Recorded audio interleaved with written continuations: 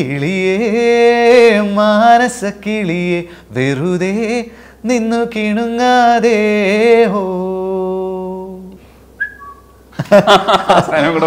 എനിക്ക് വിസിലറിയില്ല, കാറ്റ് മാത്രമേ വരുള്ളൂ. ശിവശംഭോ ശിവശംഭോ ശിവശംഭോ ശംഭോ.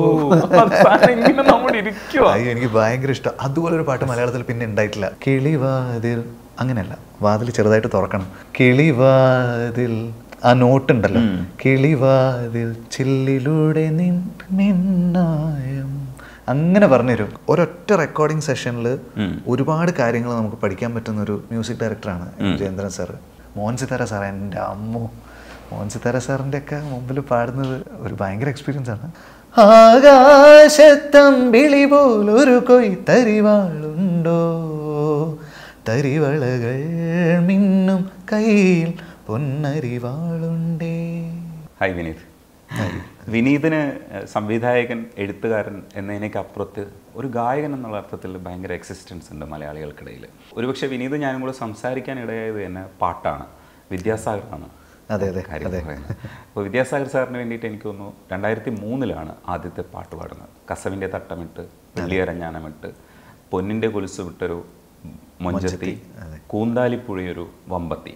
കൂന്താലിപ്പുഴ ശരിക്കും പറഞ്ഞു കഴിഞ്ഞാൽ BR പ്രസാദിൻ്റെ ഒരു സങ്കല്പ പുഴയാണ്, ആക്ച്വലി ഇല്ലാത്ത പുഴയാണ്. അപ്പോൾ അന്ന് ആ പാട്ട് പാടുന്ന ഗായകനെ മലയാളി ശ്രദ്ധിച്ചിട്ടുണ്ടായിരുന്നു. പിന്നെ ഒത്തിരി പാട്ടുകൾ, നമ്മുടെ ക്രിഞ്ച് കൂട്ടത്തിനൊക്കെ പാടാൻ പറ്റുന്ന ഒത്തിരി പാട്ടുകൾ, പിന്നെ ഷാൻ റഹ്മാൻ്റെ കൂട്ടത്തിൽ കുറേ തമാശ പാട്ടുകൾ.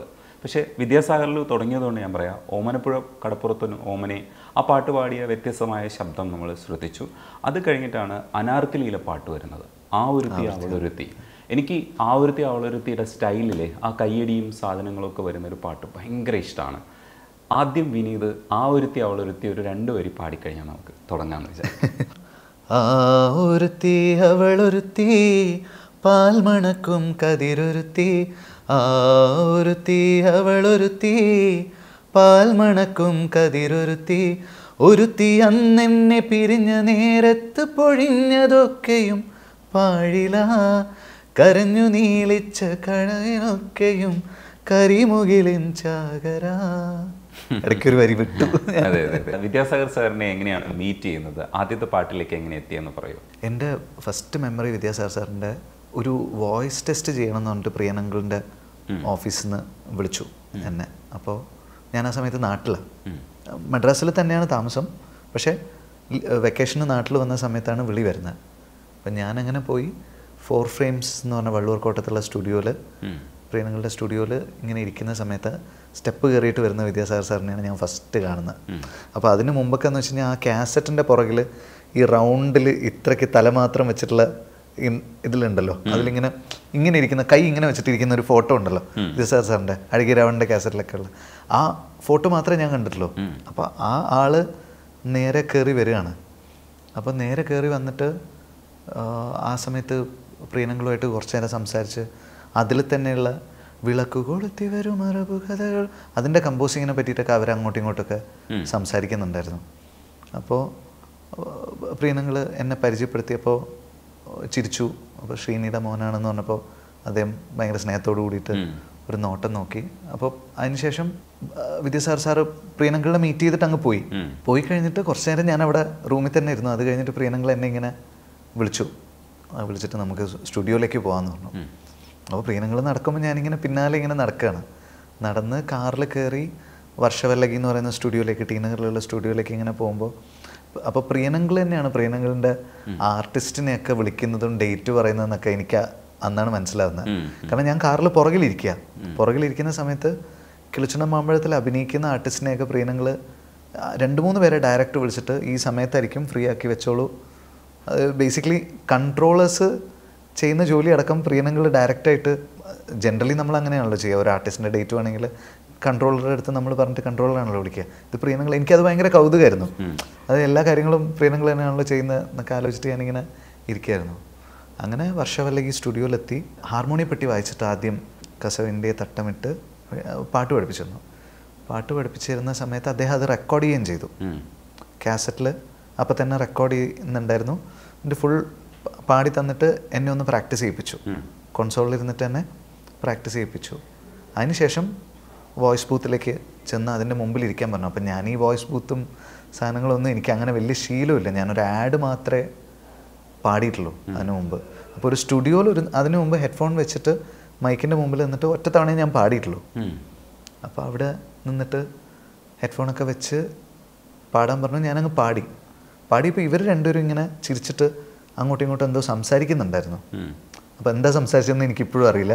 പക്ഷെ പ്ലസൻ്റ് ആയിരുന്നു പാടിക്കഴിഞ്ഞപ്പോൾ. അത് കഴിഞ്ഞിട്ട് എന്നെ അവിടെ വിളിപ്പിച്ചിട്ട് എൻ്റെ അടുത്ത് സാറ് പറഞ്ഞു, പോയിട്ട് 5 ദിവസം കഴിഞ്ഞിട്ട് വാ, ഈ കാസറ്റിൽ ഞാൻ ട്യൂൺ റെക്കോർഡ് ചെയ്തിട്ടുണ്ട്, ഇതെടുത്തിട്ട് പോയിക്കോളൂ എന്ന് പറഞ്ഞു. അങ്ങനെയാണ് ഞാൻ അവിടുന്ന് ഇറങ്ങുന്നത്. അപ്പോൾ ഞാൻ നേരെ എനിക്കെന്താ ഇത് കഴിഞ്ഞിട്ട് ഞാൻ എങ്ങോട്ടാണ് പോകേണ്ടതെന്നൊന്നും എനിക്കറിയില്ല. ഞാൻ നേരെ പ്രിയനങ്ങളുടെ പിന്നാലെ വന്നു. പ്രിയനങ്ങൾ കാർ കയറിയപ്പോൾ ഞാനും കാർ കയറി. അപ്പോൾ പ്രിയനങ്ങൾ പടത്തിൻ്റെ കാര്യം ആലോചിച്ചിട്ട് അദ്ദേഹം സ്റ്റുഡിയോ വരെ പോയി. സ്റ്റുഡിയോയിൽ എത്തി, സ്റ്റുഡിയോയിൽ നിന്ന് ഇങ്ങനെ നടന്ന് സ്റ്റെപ്പ് കയറി ഇങ്ങനെ പോവുക. അപ്പോൾ എനിക്ക് ഞാൻ നിൽക്കണോ പോകണോ ഒന്നും മനസ്സിലാവുന്നില്ല, ചോദിക്കാനും തോന്നുന്നില്ല. കാരണം പ്രിയനങ്ങൾ ഫുൾ തോട്ടില്ല. പ്രിയനങ്ങൾ സ്റ്റെപ്പ് കയറിയിട്ട് മുകളിലേക്ക് എത്തിയിട്ട് പിന്നെ പെട്ടെന്ന് ആലോചിച്ചിട്ട് എന്നെ ഇങ്ങനെ തിരിഞ്ഞു നോക്കിയപ്പോൾ ഞാൻ താഴെ നിൽപ്പുണ്ട്. നീ പൊക്കോ, എല്ലാം ഓക്കെയാണ്, 5 ദിവസം കഴിഞ്ഞിട്ട് വന്ന് പാടിക്കോ ശരി എന്ന് പറഞ്ഞു. അങ്ങനെയാണ്. ശരിക്കും വിനീതിന് വിദ്യാസാഗർ ആരാണ് എന്ന് ചോദിച്ചാൽ ഇൻട്രൊഡ്യൂസ് ചെയ്തത് വിനീതിനെ ഇൻട്രൊഡ്യൂസ് ചെയ്തു. അതിനപ്പുറത്തേക്ക് വിദ്യാസാഗർ സാർ ആരാണ്? ശരിക്കും വിദ്യാസാഗർ സാറിനെ കുറിച്ച് പറയാൻ പറഞ്ഞാൽ എന്തൊക്കെയായിരിക്കും വിനീത് ആദ്യം പറയുക? അഴകിയ രാവണൻ എന്ന് പറഞ്ഞ സിനിമയിലെ പാട്ടാണ് ഞാൻ അങ്ങനെ മലരെ മൗനമാക്ക അതിന് മുമ്പൊക്കെ ഇറങ്ങിയിട്ടുണ്ടെന്ന് എനിക്ക് തോന്നിയിട്ടുണ്ട്. പക്ഷേ നമ്മുടെ ഭാഷയിൽ ഒരു പാട്ട് കേൾക്കുമ്പോഴാണല്ലോ നമുക്ക് കൂടുതൽ കണക്റ്റ് ആവുന്നത്. അപ്പോൾ അഴകിയ രാവണൻ്റെ കാസറ്റിൽ ആ സാധനം ഉണ്ടല്ലോ, ടും ടും ടും ടും ടും ടും. അപ്പോൾ എപ്പോഴും അതിന് മുമ്പ് AR റഹ്മാൻ്റെ പാട്ട് കേൾക്കുമ്പോൾ എനിക്ക് അന്ന് അറിയില്ല, പക്ഷെ മറ്റ് പാട്ടുകളില്ലാത്ത എന്തോ ഒരു നീറ്റ്നെസ്സും ഭയങ്കര ക്ലീൻ ആയിട്ടുള്ളൊരു ഫീൽ എനിക്ക് എപ്പോഴും തോന്നിയിട്ടുണ്ട് AR റഹ്മാൻ സാറിൻ്റെ. ടെക്നിക്കലി അന്ന് അറിയില്ല. അപ്പോൾ ബാക്കി ആൾക്കാരുടെ പാട്ടുകളിലില്ലാത്ത, അപ്പോൾ പിന്നീടാണ് നമ്മൾ അറിയുന്നത് അദ്ദേഹത്തിൻ്റെ കാസറ്റിൻ്റെ മാസ്റ്ററിങ് അടക്കം ഏത് എക്യുപ്മെൻറ്റിൽ ചെയ്യണം, എങ്ങനെ ചെയ്യണം, ഇതൊക്കെ റഹ്മാൻ സാർ പറയാറുണ്ടായിരുന്നു അത്ര. അതിപ്പോൾ റീസെൻ്റ്ലിയാണ് ഞാൻ അറിയുന്നത് എന്തുകൊണ്ടാണ് അന്ന് ആ ക്വാളിറ്റി അദ്ദേഹത്തിൻ്റെ പാട്ടുകൾക്ക് കിട്ടിയിരുന്നത്. ഒന്ന് പ്രൊഡക്ഷൻ, പിന്നെ യൂസേജ് ഓഫ് ഇൻസ്ട്രുമെൻറ്റ്സ്, പല ജോണർ മിക്സ് ചെയ്യുന്നത്, പിന്നെ ഈ ടേപ്പിൽ ഈ സാധനം വരുമ്പോൾ അടക്കം അവരത് ക്വാളിറ്റി ചെക്ക് ചെയ്തിട്ട് കാസറ്റ്സ് മാനുഫാക്ചർ ചെയ്യാൻ വിടുള്ളൂ. അപ്പോൾ അങ്ങനെയൊക്കെ അദ്ദേഹം ശ്രദ്ധിച്ചുകൊണ്ടാണ് പെട്ടെന്ന്. അപ്പോൾ ഈ പാട്ടൊക്കെ ഉണ്ടല്ലോ, തൊട മലർന്നതെന്ന്, അതിലും ടും ടും ടും എന്ന് പറഞ്ഞിട്ട് ഭയങ്കര ക്ലീനായിട്ട് ഒരു നമുക്ക് ഭയങ്കര പെട്ടെന്ന് നമുക്ക് ഭയങ്കര സമാധാനം തോന്നുന്ന ഒരു അറ്റ്മോസ്ഫിയർ ഉണ്ടാവും അദ്ദേഹത്തിൻ്റെ പാട്ടിന്. അതുപോലെ തുടങ്ങിയപ്പോൾ തന്നെ ടും ടും ടും ടും ഓരോ എലമെൻറ്റും ഓരോ രാജാവ് വരുന്ന പോലെ വരുന്നത്. ആദ്യം ഒരു ഫ്ലൂട്ട് ബിറ്റ് വന്ന് പോയി, പിന്നെ ടും ടും ടും ടും ടും ടും ടും ടും ടും ടും ടും അത് വന്നു. അടുത്തത് മറ്റേ വാട്ടർ ഡ്രോപ്ലെറ്റ്സ് വരുന്ന പോലെ, അത് കഴിഞ്ഞിട്ട് ഒരു ഫ്ലൂട്ട് ബിറ്റ് ഉണ്ട്, ഓരോ ആൾ വരുന്ന പോലെ നമുക്ക് ഫീൽ ചെയ്യും, ഓരോ ലെയറും വരുന്നത്. അത് കഴിഞ്ഞിട്ട് ഇതൊക്കെ കഴിഞ്ഞിട്ട് നമ്മൾ ദാസാറിൻ്റെ പോലത്തെ ഒരു ശബ്ദം പ്രതീക്ഷിക്കുമ്പോൾ ഒരു കുഞ്ഞ് ശബ്ദം, ചന്ദനക്കിണ്ണം, ശബ്നം അല്ലേ, ശബ്നം. ശബ്നത്തിൻ്റെ വോയിസ് വന്നതിന് ശേഷമാണ് ഇത് ദാസാറിൻ്റെ ശബ്ദം വരുന്നത്. അത് എന്ന് വെച്ച് കഴിഞ്ഞാൽ നമ്മളൊരു പടം ചെയ്യുന്ന പോലെയാണ്. എല്ലാവരും ഒരു നായകൻ്റെ ബിൽഡപ്പിന് വേണ്ടിയിട്ട് വെയിറ്റ് ചെയ്യും. അതിൻ്റെ ഇടയിൽ ഇങ്ങനെ കൊണ്ടുവന്ന് അടുത്തയാൾ ഫൈനലി നായകനെ പ്രസൻറ്റ് ചെയ്തു എന്ന് പറയുന്ന പോലെയാണ്. അങ്ങനെ രസമായിരുന്നു അത് കേട്ടുകൊണ്ടിരിക്കുന്നത്. അപ്പം തൊട്ട് എനിക്ക് വിദ്യാസാഗർ സാറിൻ്റെ പാട്ടുകൾ ഭയങ്കര ഇഷ്ടമാണ്. അങ്ങനെ ഒരു കൃഷ്ണകുടിയിലൊരു പ്രണയകാലത്ത് ഇതൊക്കെ കേട്ട മനുഷ്യൻ്റെ മുമ്പിലാണല്ലോ നമ്മൾ പോയി നിൽക്കുന്നത്. കസവിൻ്റെ തട്ടം ഞാൻ എന്നെ വിളിച്ചിട്ടൊരു 5 ദിവസം കഴിഞ്ഞിട്ടാണ് ഞാൻ പോയി പാടുന്നത്. അപ്പോൾ പാടുന്ന സമയത്ത് സാറ് ഭയങ്കരമായിട്ട് എൻകറേജ് ചെയ്യുന്ന ഒരാളാണ്. അപ്പം നമ്മൾ നെർവസ് ആണെങ്കിലും നമുക്ക് സാറിൻ്റെ മുമ്പിൽ നിന്ന് കഴിഞ്ഞാൽ ആ ഒരു നെർവസ്നെസ് അദ്ദേഹം കുറയ്ക്കാൻ വേണ്ടിയിട്ട് നോക്കും. അപ്പോൾ എന്തെങ്കിലും നന്നായിട്ട് പാടിക്കഴിഞ്ഞാൽ ഉടനെ അപ്പുറത്തുനിന്ന് സൂപ്പറാ പാടറെ എന്നിട്ട് കൈയൊക്കെ ഇങ്ങനെ കാണിക്കും, എക്സ്പ്രസ് ചെയ്യും. അദ്ദേഹത്തിന് ഇഷ്ടപ്പെട്ട് കഴിഞ്ഞാൽ എക്സ്പ്രസ് ചെയ്യും, ഇഷ്ടപ്പെട്ടില്ലെങ്കിൽ അങ്ങനെ ഒരു മുഖം ചൊളിച്ചിട്ടുള്ള ഒരു സാധനം ഉണ്ടാവില്ല. അപ്പോൾ നമുക്ക് ഭയങ്കര ടെൻഷൻ തരാത്തൊരു മ്യൂസിക് ഡയറക്ടറാണ്. അപ്പോൾ ആ പാട്ട് കസവിൻ്റെ തട്ടം എനിക്ക് ശരിക്കും പറഞ്ഞ ഒരു പുകയാണ്. എനിക്ക് പാടാൻ തുടങ്ങി കഴിഞ്ഞിട്ടുള്ള കാര്യങ്ങളൊന്നും എനിക്ക് ഓർമ്മയില്ല. അപ്പോൾ ഏറ്റവും ലാസ്റ്റാണ് മറ്റേ അതൊരു വെള്ളി പോലെ വീണതാ. അദ്ദേഹത്തിന് അത് ഭയങ്കര ഇഷ്ടമായി. അപ്പോൾ പെട്ടെന്ന് എനിക്ക് ആ പിച്ച് കിട്ടാഞ്ഞപ്പോൾ ഒരു വെള്ളി പോലെ വീണത്. അപ്പോൾ അദ്ദേഹം സൂപ്പർ സൂപ്പർ, അയ്യോ ഇതിനി വീണ്ടും വൺ മോർ പോലെ ഇതിനി ഇപ്പോൾ വീണ്ടും എങ്ങനെയാണ്, എനിക്ക് എക്സ്പീരിയൻസ് ഇല്ലല്ലോ. അപ്പോൾ മനസ്സിലായി ആ ഒരു ഫേക്ക് വോയിസ് ആണ് അദ്ദേഹം. ഈ വെസ്റ്റേൺ പാടുന്നവർക്ക് ഇത് കിട്ടും. എനിക്ക് അറിഞ്ഞൂടാ, എനിക്കിതിൻ്റെ ടെക്നിക്കാലിറ്റി ഒന്നും അറിയില്ല അന്ന്. അപ്പോൾ പക്ഷേ എന്തോ അത് കിട്ടി, പിന്നീട് പാടുമ്പോഴും കിട്ടി. അപ്പോൾ ഇതൊക്കെയാണ് ഫസ്റ്റ് റെക്കോർഡിങ്ങിൻ്റെ ഓർമ്മ. സാറിൻ്റെ ഇഷ്ടപ്പെട്ട പാട്ടുകൾ, വളരെ അല്ലാത്ത പാട്ടുകൾ ഏതൊക്കെയാണ്? പെട്ടെന്ന് ഓർത്തിട്ട് 2-3 പറയാമോ? എനിക്ക് വെണ്ണില ചന്ദനക്കിണ്ണം, പിന്നെയും പിന്നെയും, പിന്നെ വിണ്ണിലെ പൊയ്കയിൽ. എനിക്ക് ഏറ്റവും ഇഷ്ടപ്പെട്ട പാട്ടുകൾ വിണ്ണിലെ പൊയ്കയിൽ വന്നിറങ്ങിയ പൗർണമി. എന്ത് പാട്ടല്ലേ! ഞാൻ എത്ര കേട്ടാലും മതി വരാത്ത. ചിലപ്പം ഈ വിണ്ണിലെ പൊയ്കയിൽ എല്ലാവരും പറയില്ല, പക്ഷെ ഞാൻ സാറിനോട് സംസാരിക്കുമ്പോഴും പല പാട്ടുകളും ഒക്കെ പറയുമ്പോഴും എൻ്റെ 1-2 ഫേവറേറ്റ് പാട്ടുകൾ ഞാൻ സത്യത്തിൽ പറഞ്ഞിട്ടില്ല. ഈ വിണ്ണിലെ പൊയ്കയിൽ എന്ന് പറയുന്നത് എനിക്ക് എത്ര ഈ മനുഷ്യൻ ഇത് ആ മൂഡ് എന്താ പറയുക, എത്ര ചേഞ്ച് ഓവേഴ്സ് ഉണ്ടെന്നറിയാമോ അതിനകത്ത്. പക്ഷേ എന്നിട്ട് നമ്മളതിനകത്ത് ഇങ്ങനെ ഇരിക്കും, ഇങ്ങനെ കുലുങ്ങിയിരിക്കുന്ന ഒരു സാധനമില്ലേ, അതാണ്. അത് കഴിഞ്ഞിട്ട് വേറെ ഏതൊക്കെ പാട്ടുകൾ? ചാന്ത് കുടഞ്ഞൊരു സൂര്യൻ, ഒരു വല്ലാത്ത പാട്ടാത്. ചാന്ത് കുടഞ്ഞൊരു സൂര്യൻ മാനത്ത്. ഷഹബാസ് അമൻ എന്ന് പറയുന്നത്. അയ്യോ, ഷഹബാസ് ഖാൻ അത് പാടാൻ വന്നപ്പോൾ ഞാൻ സ്റ്റുഡിയോയിലുണ്ടായിരുന്നു. ഞാൻ ഷഹബാസ് ഖാൻ അന്ന് ഞാൻ ഓമനപ്പുഴ പാടിയിട്ട് ഇറങ്ങുന്ന സമയത്താണ് ഷഹബാസ് ഖാൻ അങ്ങോട്ട് വരുന്നത്. അപ്പോൾ ലാലുച്ചേട്ടനെ എനിക്ക് പരിചയപ്പെടുത്തി തന്നു. ഇദ്ദേഹത്തിൻ്റെ പേര് ഷഹബാസ് അമൻ എന്നാണ്. എനിക്ക് ആദ്യം പേര് പറഞ്ഞപ്പോൾ മനസ്സിലായില്ല, ഷഹബാസ് അമൻ. അപ്പോൾ പിന്നീട് ഷഹബാസ്ക്കായിട്ട് നമ്മൾ സ്റ്റേജ് ഷോനും ഒക്കെ കൂടിയിട്ടുണ്ട്. അപ്പോൾ അദ്ദേഹം അത് പാടാൻ വന്നപ്പോൾ ഞാനവിടെ ഉണ്ടായിരുന്നു സ്റ്റുഡിയോയിൽ. അസാധ്യമായിട്ട് പാടിയിട്ടില്ല. ആ പാട്ട് ഇങ്ങനെ പാടിയത് മറ്റൊരാൾക്ക് റിപ്പീറ്റ് ചെയ്യാൻ പറ്റില്ല എന്ന് നമുക്ക് തോന്നുന്ന തരത്തിലാണ് പാട്ട് പാടിയിരിക്കുന്നത്. അതെ, ഒരു മിസ്റ്ററി ഉണ്ട് ഷഹബാസ്ക്കയുടെ വോയിസിൽ. ഇപ്പോൾ വെള്ളി നിലാവല നിന്നുടെ പൊന്നുടൽ വന്നു പൊതിഞ്ഞൊരു നേരത്ത് ഒതുക്കും ഷഹബാസ് ഖാൻ, പറത്തി വിടൂല, ഒതുക്കി കളയും. അപ്പോൾ അങ്ങനെ ഒരു സാധനം, ഇത് ഭയങ്കര ഇൻറ്റിമേറ്റ് ആയിട്ട് നടക്കുന്ന ഒരു സാധനമാണ് പുള്ളി നമ്മൾ കൺവിൻസ് ചെയ്യും വോയിസിൽ. ആ ഒരു സാധനം ഉണ്ട് പുള്ളിയുടെ വോയിസിൽ. പൊളിപ്പാട്ടാണ്. വേറെ ഏതൊക്കെയാ? ദിലീപിന്റെ സെലക്ഷൻ കേൾക്കുമ്പോൾ എനിക്ക് ഭയങ്കര ഒരു രസം വരുന്നുണ്ട്. വേറെ എനിക്ക് കൺഫ്യൂഷൻ തീർക്കണമേ. എന്റെ പാട്ട് ജലാധര ചന്ദ്രകലാധര ശങ്കര ഭഗവാൻ എന്ന് പാടുമ്പോണ്ടല്ലോ, നമ്മള് ശിവശംഭോ ശിവശംഭോ ശിവശംഭോ ശംഭോ അയ്യോ, എനിക്ക് ഭയങ്കര ഇഷ്ടം. അതുപോലെ ഒരു പാട്ട് മലയാളത്തിൽ പിന്നെ ഉണ്ടായിട്ടില്ല. ഭയങ്കര രസമുള്ള കൊറിയോഗ്രാഫിയുമാണ്. അതായത് കൊറിയോഗ്രാഫി എന്ന് വെച്ച് കഴിഞ്ഞാൽ ഡാൻസ് എന്നുള്ള രീതിയിലല്ല, പക്ഷെ ഒരു ഭ്രാന്ത് ഉണ്ട് അതിന്. ആ പാട്ടിനകത്ത് എല്ലാരും കൂടെ കുലുങ്ങി കുലുങ്ങി കുലുങ്ങി ഒരു മാഡ്നസ് ഉണ്ട് ആ പാട്ടിന്, അല്ലേ? അത് അടിപൊളിയാ. എനിക്ക് അതേ സാധനത്തിലാണ് രാരവേണു ഭയങ്കര ഇഷ്ടമാണ്. രാരവേണു അപ്പൊ ഭയങ്കര രസമാണ്. പിന്നെ ഒരു പൂവിനെ നിശാശലഭം, അതും രസമുള്ള, അതെ, നമ്മൾ സ്ഥിരം കേൾക്കാത്ത ഒരു പാട്ടാണ്. ലാലുവേട്ടൻ്റെ സിനിമകളിലുള്ള മറന്നിട്ടും എന്തിനോ മറന്നിട്ട്, അയ്യോ എൻ്റെ അമ്മേ, അത് വേറെയാണ്. അതിന് വേറെ ഒരു ആരാധക വൃന്ദം തന്നെയുണ്ട്. എനിക്ക് തോന്നുന്നു കുറേ സ്ത്രീകളൊക്കെ ഈ പാട്ട് അവരുടെ എന്തൊക്കെയോ ഒരു സംഭവമാണെന്ന് കരുതി കേൾക്കുന്ന ഒരു കൂട്ടരുണ്ടെന്ന് തോന്നുന്നു. സങ്കടം എന്താണെന്ന് വെച്ച് കഴിഞ്ഞാൽ നമുക്കിനി അങ്ങനെയുള്ള പാട്ടുകൾക്കുള്ള സ്കോപ്പില്ല സിനിമയിൽ. വളരെ അപൂർവമായിട്ടേ അങ്ങനെയുള്ള പാട്ടുകൾ വരാനേ സാധ്യതയുള്ളൂ. ഒരു കോണ്ടംപററി സിനിമയുടെ നേച്ചർ മാറിയതുകൊണ്ടേ ഇനി നമുക്ക് എങ്ങനെ അങ്ങനത്തെ ഒരു പാട്ടുണ്ടാകുക? അതൊരു അല്ലേ, എല്ലാവരും ഒരു ഭയങ്കര നമുക്കത് ചെയ്യാനുള്ള മ്യൂസീഷ്യൻസ് ഉണ്ട്, മ്യൂസിക് ഡയറക്ടേഴ്സ് ഇഷ്ടം പോലെ ഉണ്ട്, അവർക്ക് അതിനുള്ള സ്പേസ് അല്ല. പുതിയ കാലത്തിലേക്ക് അവർ മാറണം. വിനീതിൻ്റെ ലൈഫ് നോക്കിക്കഴിഞ്ഞാൽ പിന്നീട് ദീപക് ദേവ് ഉപയോഗിച്ച് തുടങ്ങുന്നത് നരനിൽ ഉപയോഗിക്കുന്നു. നരൻ ശേഷം ഏറ്റവും കൂടുതൽ ആൾക്കാർ ഏറ്റുപാടിയ പാട്ടെന്ന് പറഞ്ഞാൽ കരളെ കരളിൻ്റെ കരളെ. അതിൽ അല്ല, കരളെയാണ് ഫസ്റ്റ് നരൻ പിന്നെയാണ് റിലീസായത്. കരളിൻ്റെ കരളെ വരുന്ന സമയത്ത് അയാൾ തുടർന്ന് നമ്മുടെ റിമി ടോമി ഞാനില്ല നിന്നൂടെ കൂടെ രണ്ടുപേരും ഇങ്ങനെ കട്ട് ചെയ്ത് പാടുമ്പോൾ ഭയങ്കര ഒരു ഫീലുള്ള പാട്ടായിരുന്നു. ആ പാട്ടിൻ്റെ 2 വരി പാടുമോ?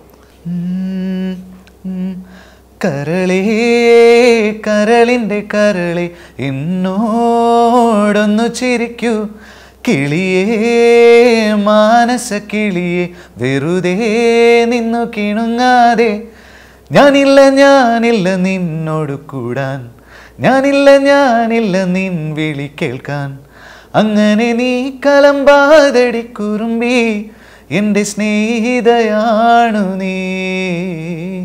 കരളേ കരളിൻ്റെ കരളെ എന്നോടൊന്നു ചിരിക്കൂ, കിളിയേ മാനസ കിളിയെ വെറുതെ നിന്നു കിണുങ്ങാതെ. ഹോ എനിക്ക് വിസിലറിയില്ല, കാറ്റ് മാത്രമേ വരുള്ളൂ. അത് ഭയങ്കര രസമുള്ളൊരു പരിപാടിയായിരുന്നു. ചില കാര്യങ്ങളെ നമ്മളിങ്ങനെ സ്പർശിക്കും, നമ്മൾ അനുകരിക്കാനൊക്കെ ശ്രമിക്കില്ലേ. അതെ. പിന്നെയാണ് എനിക്ക് തോന്നുന്നു അലക്സ് പോളിൻ്റെ മ്യൂസിക്കിൽ കുറേ പാട്ടുകൾ വന്നിട്ടുള്ളതിൽ എൻ്റെ കൽബിലെ വെണ്ണിലാവും നീ, നല്ല പാട്ടുകാര, തട്ടമിട്ട് ഞാൻ കാത്തുവെച്ചൊരു മുല്ലമുട്ടിലൂറും അത്രയൊന്ന് വേണ്ടേ എന്ന് പറയുന്ന ശരത് വയലാറാണ് എഴുതിയത്. ആ പാട്ടിൽ തൊട്ടുമീട്ടുവാനുള്ള തന്ത്രികൾ പൊട്ടുമെന്ന പോലെ തൊട്ടടുത്തു ഞാൻ നിന്നുവെങ്കിലും കൈതൊടാഞ്ഞതെന്തേ, ലാളനങ്ങളിൽ മൂളുവാൻ കൈ താളമിട്ടൊന്ന് പാടുവാൻ കാൽച്ചിലങ്കുകൾ എന്ന് ചോദിക്കുന്ന ഒരു വരിയുണ്ട്. അപ്പം ഇതിൻ്റെ അർത്ഥം തേടിപ്പോകുന്ന പരിപാടി ഞങ്ങൾക്കുണ്ടല്ലോ. വരി എന്താണെന്ന് വെച്ചാൽ കുറച്ച് ഇറോട്ടിക്കാണ്. തൊട്ടുമീട്ടുവാനുള്ള തന്ത്രികൾ പൊട്ടുമെന്ന പോലെ, അത്രയും ഇതായിട്ട് നിന്നിട്ടും നീ തൊടാത്തത് എന്തേന്ന് ചോദിക്കുന്ന ഒരു സാധനമുണ്ട്. പക്ഷെ പലതരത്തിലാണ് ഇതിൻ്റെ ഭംഗിയെ നോക്കിക്കാണേണ്ടത്. പക്ഷെ ആ പാട്ട് ഭയങ്കര പോപ്പുലറായിരുന്നു. സിനിമ ഭയങ്കര സൂപ്പർ ഹിറ്റായിരുന്നല്ലോ, പാട്ട് പോപ്പുലറായിരുന്നു. ശരിക്കും അതിനകത്ത് വിനീതിൻ്റെ ശബ്ദം അവിടെ നിന്ന് പാടുന്ന നരേൻ്റെ ഒരു സാധനമായിട്ട് തന്നെ നമുക്ക് മാച്ച് ചെയ്യുന്ന ഒരു സംഗതിയായിരുന്നു. ആ പാട്ട് ഭയങ്കരമായിട്ട് ആഘോഷിക്കപ്പെട്ടിരുന്നു. അന്ന് വിനീതിന് ആ പാട്ടുമായിട്ട് ബന്ധപ്പെട്ട് റെസ്പോൺസ് എന്തൊക്കെയാണ് വന്നിട്ട്? സ്പർശനം എന്ന് പറയുന്നത് സ്നേഹത്തോടെയുള്ള സ്പർശനം ആവാലോ, അത് ലസ്റ്റ് തന്നെ ആവണം നിർബന്ധമില്ലല്ലോ. അതെ അല്ലേ, അതെന്ത് വേണമെങ്കിലും ആവാം. അന്ന് എനിക്ക് ഓർമ്മയുള്ളൊരു കാര്യമുണ്ട്. ഞാൻ അതായത് എൻ്റെ എറണാകുളത്തുള്ളൊരു കൂട്ടുകാരൻ്റെ വീട്ടിലായിരുന്നു. അപ്പോൾ അവിടുന്ന് ലാൽ മീഡിയയിലാണ് എൻ്റെ കൽബിലയുടെ റെക്കോർഡിങ് നടക്കുന്നത്. അപ്പോൾ അലക്സേട്ടൻ വിളിച്ചിട്ട് ഞാൻ ലാൽ മീഡിയയിലേക്ക് ഇറങ്ങുന്ന സമയത്ത് ഒരു ഡെമോ എന്തോ എൻ്റെ കയ്യിലുണ്ടായിരുന്നു, ഒരു CD. അപ്പോൾ അത് ഞാൻ എടുക്കാൻ മറന്നുപോയി. അപ്പോൾ തിരിച്ചു കയറുന്ന സമയത്ത് ആ റൂമിലുണ്ടായിരുന്ന ഒരാൾ പറഞ്ഞു, ഒരു കാര്യത്തിന് ഇറങ്ങിത്തിരിക്കുന്ന സമയത്ത് വെറുതെ എന്തിനാ തിരിച്ചു കയറുന്നതെന്ന് ചോദിച്ചു.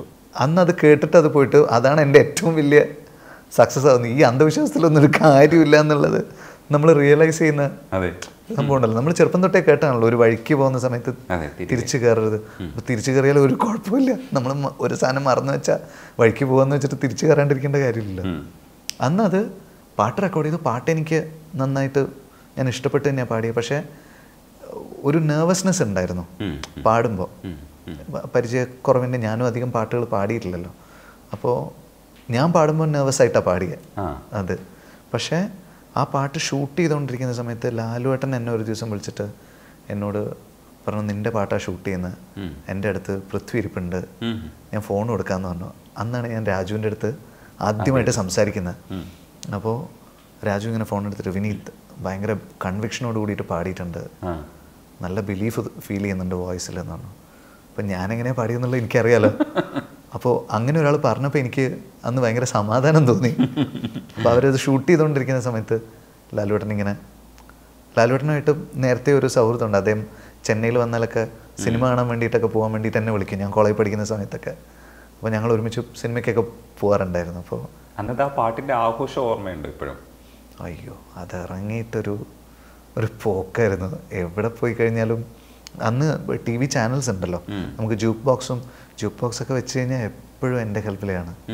അപ്പോൾ അത് അന്ന് എൻ്റെ കൽബിലെ റിലീസ് ചെയ്ത സമയത്ത് ആണ് ഞാനൊരു ഹിന്ദി ഡെമോ ഉണ്ടാക്കിയിട്ട് ഞാൻ നേരെ ഹിന്ദിയിലുള്ള കുറേ മ്യൂസിക് ഡയറക്ടേഴ്സിന് കൊണ്ടുപോയിട്ട് ആ ഡെമോ കൊടുത്തിട്ടുണ്ട്.